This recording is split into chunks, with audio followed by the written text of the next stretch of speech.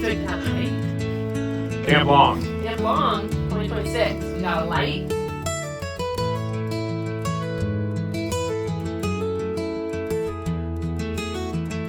I thought it would be helpful to talk about the importance of nature as a natural regulator for our emotions, especially in children.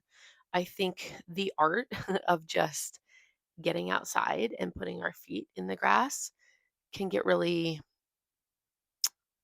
really oversimplified, but in reality, it's so crucial. It's so crucial. And you'll hear me talk a lot about like the basic needs being met, or making sure that our basic needs are being met before when we're having problems, before going into like more intensive interventions. And that includes getting outside in nature. So as we head into summertime, we have a lot of stuff planned outside. And I thought it would be fun to kind of bring you along and not only show you what we're doing and what we're getting up to as a family who lives in a city, but also wants to be able to explore the outside, explore nature, and travel, but also talk about how important it is for children and their regulatory system.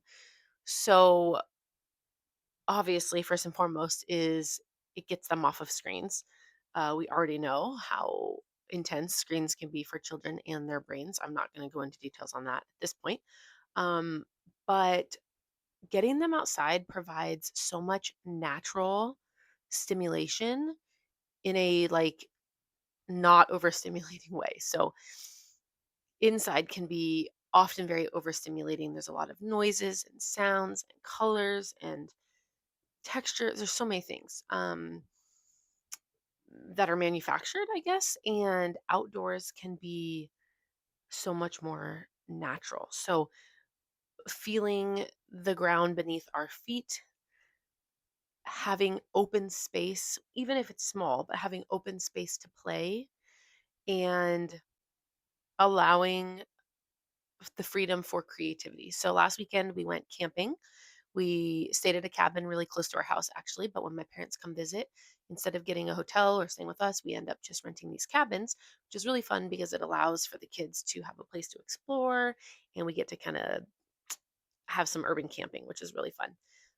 But watching my kid, like we didn't even pack any toys. My son got a Yoda player for his birthday. So we did bring him his Yoda player for nighttime to listen to, but we didn't bring any toys. And my kids spent 2 days out there. Me and my daughter spent one night. But my other kid spent 2 days with my dad, and we didn't bring any toys. He did have one water gun that he like marched around the property with, which was pretty fun. But we didn't bring any of his regular toys. We didn't bring his Legos. We didn't bring building blocks. Like we didn't bring anything because it was built in. They built a fire. He learned how to build a fire. They played with sticks. There was a pond, or like a creek. So they practiced jumping on logs and rocks. My daughter was learning to count. Like there was so many natural ways that we could incorporate life skills and learning and everything by just being outside. And I'm excited because we're also going to visit our family in Idaho this weekend, and it's kind of a pseudo camping. My dad and son are again going to be camping in their backyard, but they have a lot of space to just be outside. And so it was such a good reminder that we are usually just a couple steps away from the opportunity to try and downregulate, whether that's stepping outside, opening up a window, having fresh air, closing our eyes, taking in deep breaths of fresh air. There's so many things that are just right there, and we don't always utilize them.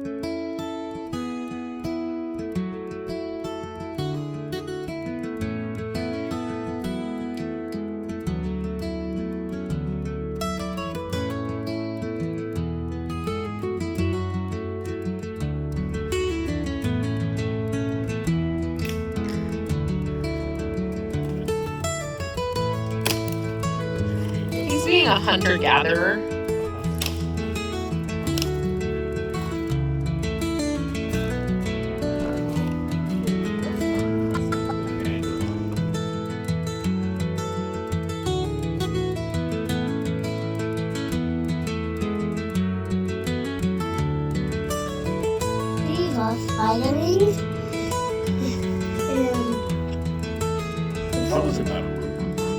go outside, Ellie.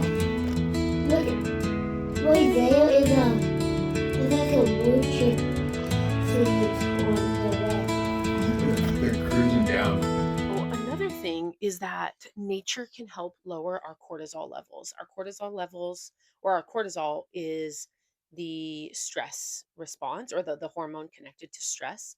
And nature can help lower our cortisol levels, which in turn helps lower our stress. In addition, sunlight, right, which I'm sitting right in front of a really big window in my office right now. Sunlight can help with mood regulation. It can help with sleep, regulating our sleep. As we know, during the winter, especially over here in Seattle, a lot of people struggle with seasonal depression, and it's because we don't get a lot of sunlight. The days are shorter.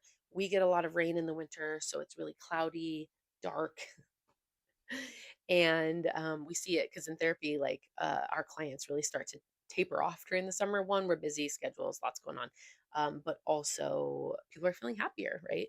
And there's more sun, there's more time to be outside, the evenings are longer, we can go explore, that sort of thing.